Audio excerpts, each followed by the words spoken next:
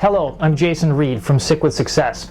Today I'd like to talk about an aspect of disability management that actually doesn't get talked about all that much, and it has to do with knowledge workers and functionality.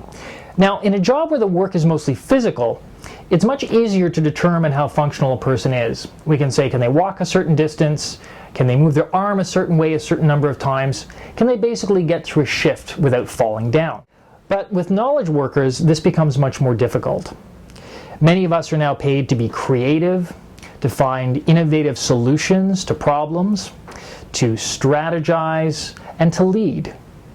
But what do we really do as far as measuring a person's ability to do that before going back to work?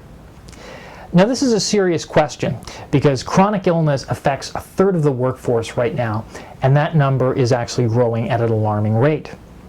And as expensive as medical costs and absenteeism are, repeated studies have shown that by far the biggest cost to organizations is actually presenteeism, or the act of the employee coming to work but not being fully functional.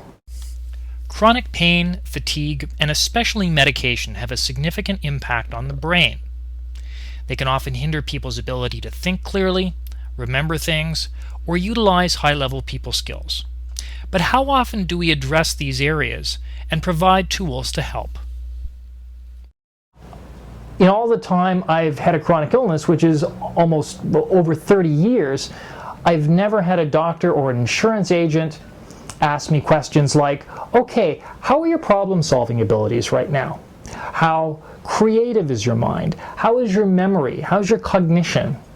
These are things that generally are not put on the table, and they should be because they affect the ability of a person to do their job. So this is one of the reasons why I think we have presenteeism.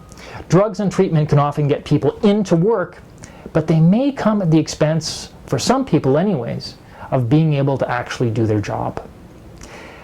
If we want vibrant knowledge industries, then we need to protect our natural assets, our gray matter.